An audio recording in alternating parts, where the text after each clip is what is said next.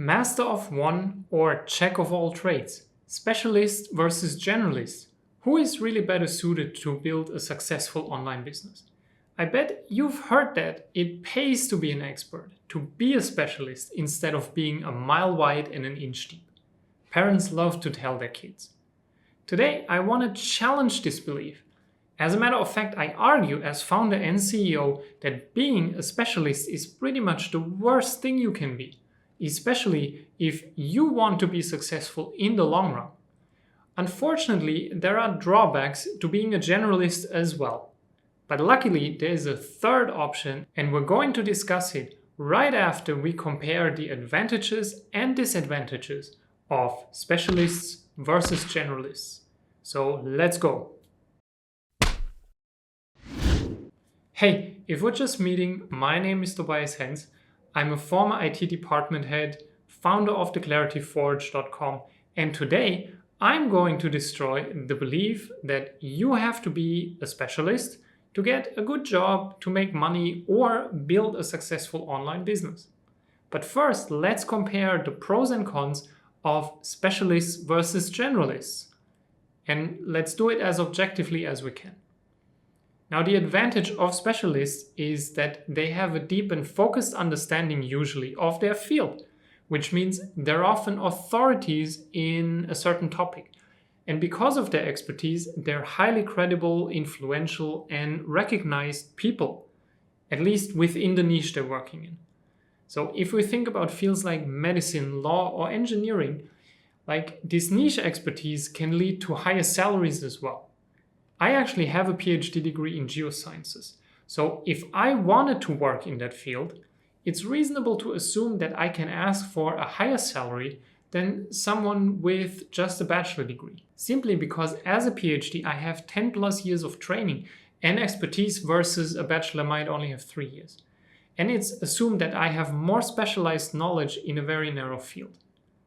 If you're a true specialist, chances are you're a rare breed.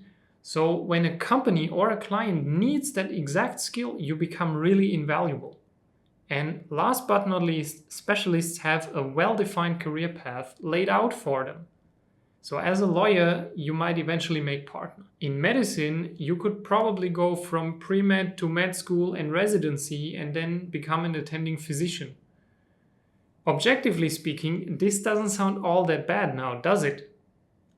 Deep knowledge, higher earning potential, competitive edge, and a clear career path. Building an online business in a highly specialized niche with skills only you bring to the table.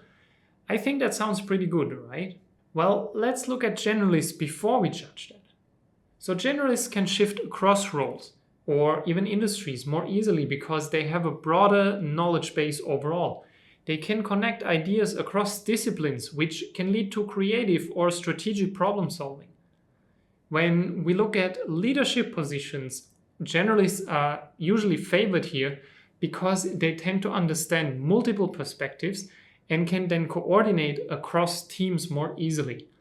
Because they often excel at translating between experts from different domains, almost acting like knowledge bridges in a way.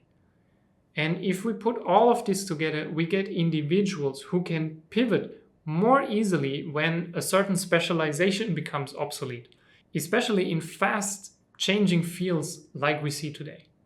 So again, objectively speaking, we have adaptability, big picture thinking, a knack of leadership roles, and resilience to industry or market changes. Somehow this sounds like generalists are better suited to build an online business. Right? The phrase jack of all trades, master of none is actually incomplete. The full version goes like this. A jack of all trades is a master of none, but oftentimes better than a master of one. Then again, let's not jump the gun right away. Both specialists and generalists have their unique advantages and disadvantages. On paper, neither is good or bad, right or wrong. But here's the thing. Given the current state of the world and given how the next few decades will play out, do you actually think it's a good idea to be a one-trick pony? A hyper-specialized expert who can do one thing and one thing only professionally speaking?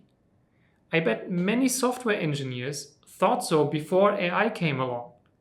Today, people like me who don't even know the first thing about coding can tell an AI interface to create software simply by talking to it. Specialists work really well in narrow and stable environments. So, I don't know about you, but last time I checked, real life and building an online business is neither a narrow venture nor a stable environment. At least not anymore. You can't afford to only be great at SEO or marketing anymore. You also need other skills. A whole skill stack, probably. Communicating ideas, leading people, thinking big picture. Whatever you want to call it. So instead of making this a black and white affair where we need to choose either or, specialist or generalist, we should consider another possibility that's a lot less polarizing. The T-shaped professional. The idea is to have a broad base of general knowledge combined with one, maybe two deep expertise areas. The broad knowledge is the horizontal bar. Expertise is the vertical bar.